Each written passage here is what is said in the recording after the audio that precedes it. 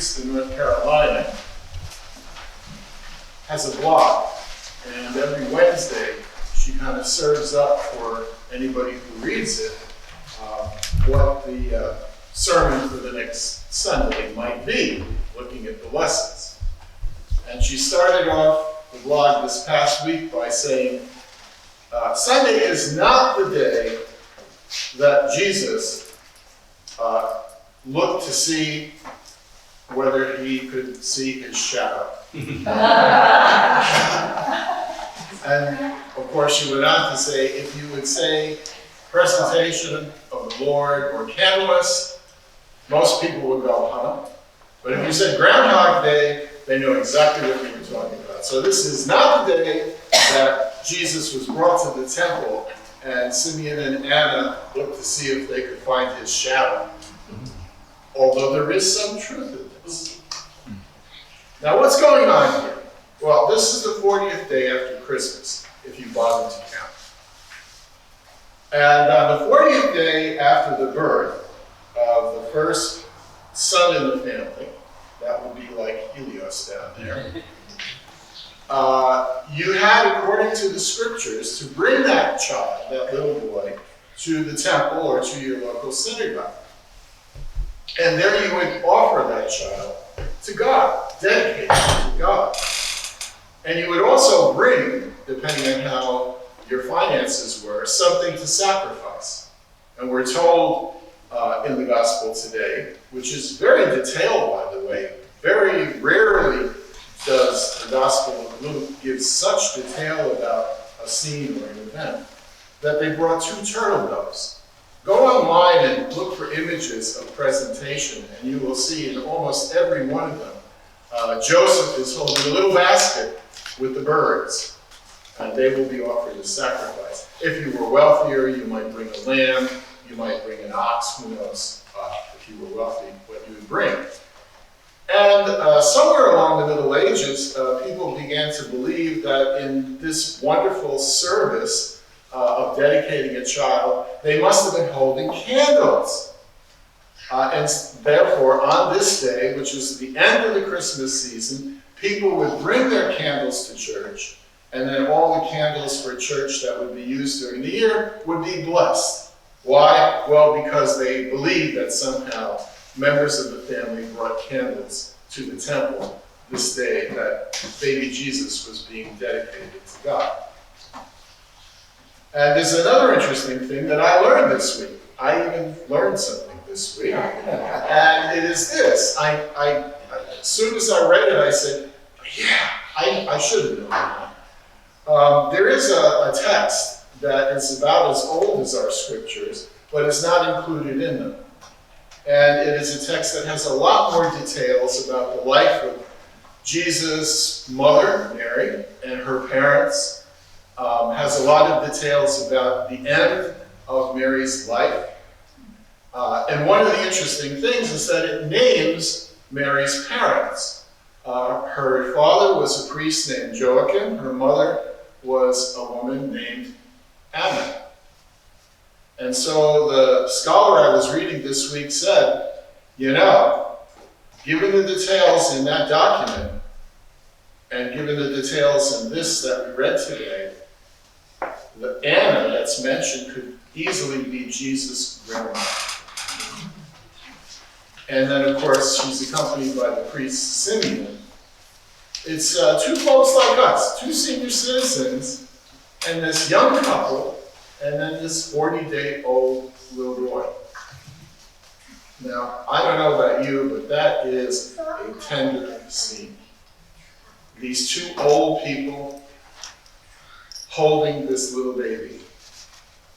What a wonderful, beautiful scene of love and hope. It's sort of like that scene, Ginny talks about it sometimes, when a baby is born and someone has died, they do a high five. The one on the way down, the other one on the way up, right? That's sort of what's happening here today. In fact, smack in the middle of the gospel reading is the beautiful Song of Simeon, sometimes called Nunc Dimittis, because that's what the first 2 words in Latin are. Lord, you now let your servant go in peace, Your word has been fulfilled. And Simeon and Anna go on to sing that this little baby, who looks like every other little boy brought into the temple, is going to be a light for all the people of the world, and they're rejoicing. How did they know that? But they did. And Simeon even goes on in some kind of clairvoyance to tell the mother, this is a wonderful day, and you're just beaming with joy. But you will suffer because of this son's life. A sword will pierce your heart. And this baby boy will be for the rising and the fall of many. Cryptic words. That's what we have here. And I hope my trying to explain it to you, which I didn't intend as a lecture, explains why we celebrate it. And even when it doesn't fall, February 2nd, on a Sunday, we celebrate it anyway on the closest Sunday. We do that for the big feast. The feast is important, not just because it reminds us of the little baby in the manger wrapped in swaddling clothes. It does. And I'm watching, not quite a baby anymore, but he's stampering around there, Helios. We have to be reminded of the hope and the wonder when we see somebody young. And that's just not because we're old. It's even when we were young and we were parents, we would look at these little kids and say, wow, what a life they have ahead of them. And I think we could use a shot of that these days, don't you? I think that this wonderful expectation of these old people praying for years and years that they would see the Messiah, that they would see the one who was going to come and bring hope and life, it was fulfilled finally. And they could say, now, Lord, you can let us go in peace. We can finish up our lives. We know that you're here. Boy, is that a message, isn't it? That this boy grows into a man who heals and who teaches and who preaches, and then who is killed in a horrible fashion, buried, but we know what the end of the story is. In April, we'll celebrate. He's raised back to life. And he told all of his followers, just like he continues to tell us, this is for you. All of you will experience this too.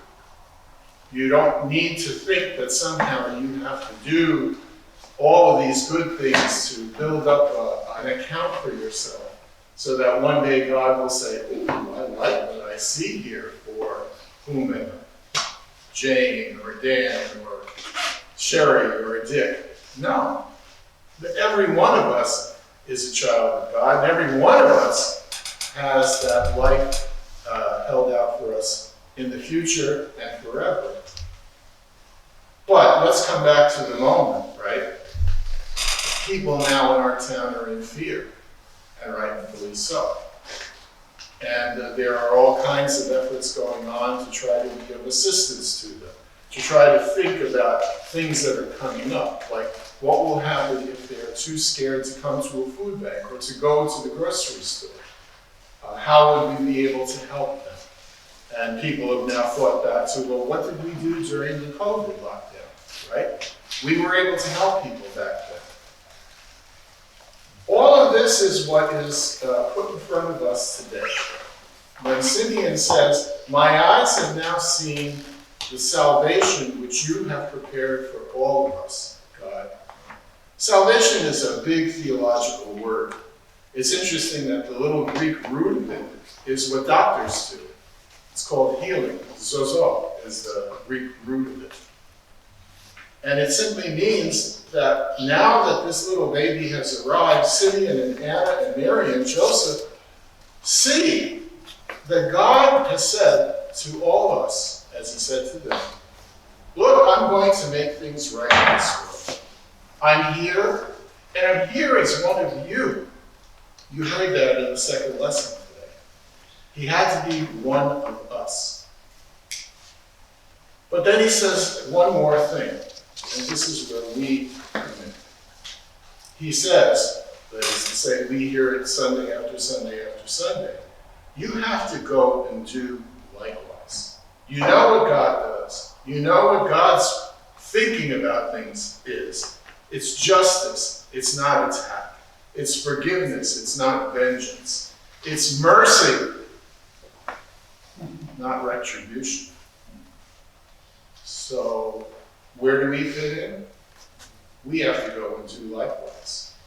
That's why this baby was born. That's why 40 days later they took him to the temple. And that's why starting next week you will hear him start to talk to us and do things. And sometimes by even weird, miraculous things happening, there's a point to be made. Amen.